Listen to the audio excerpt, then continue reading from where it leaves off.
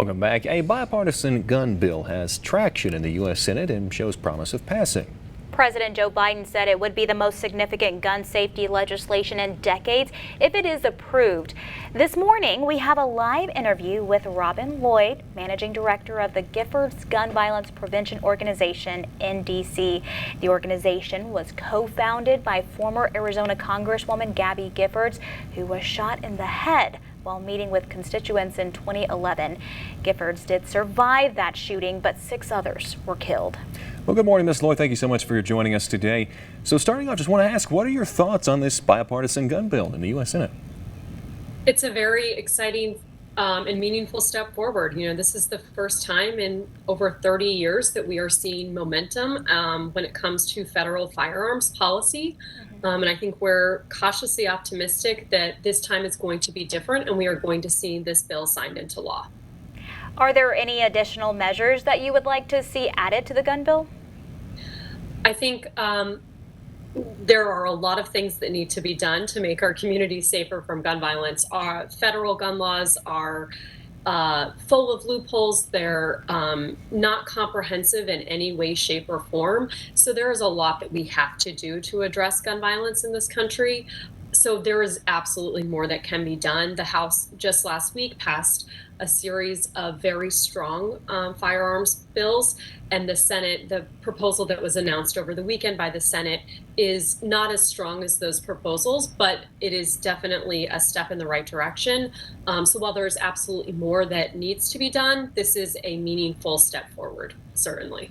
Okay, so in regards to this bill in particular, are there any parts of it that you think will be particularly helpful to addressing gun crime? Absolutely. There is going to be federal funding for states to pass and or implement extreme risk protection order laws. These are also called red flag laws, and they've been shown to reduce gun violence in states that have adopted them. 19 states in the District of Columbia currently have these laws on the books.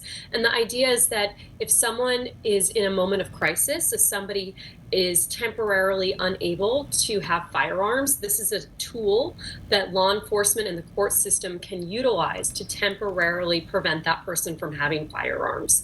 So in some of the mass shootings that we have seen, including the shooting in Buffalo, New York, as well as thinking about preventing suicide with firearms, this is an incredibly important tool that more states should adopt, and hopefully this funding will provide the incentive for them to do so. The proposal also includes a provision that would close the dating partner loophole as it relates to domestic abusers. Domestic violence and guns are an incredibly deadly mix, but our federal laws have not kept up with American culture and society.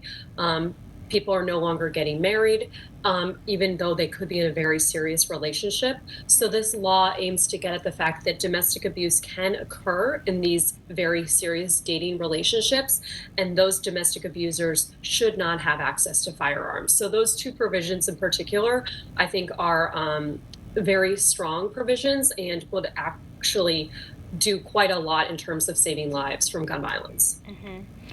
And there are about 10 Republicans that are backing this bill.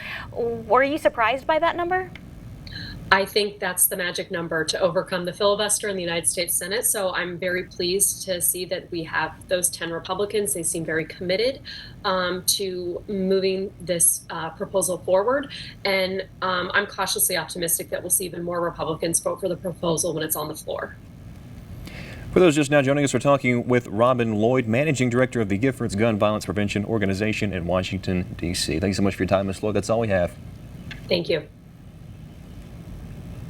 Well, coming up in our next hour right here on WLOV, we do have another live interview on the bipartisan gun bill. In that interview, we will be speaking with Republican Mississippi State Senator Chris McDaniel, who is an attorney and member of the National Rifle Association. Stay with us for that.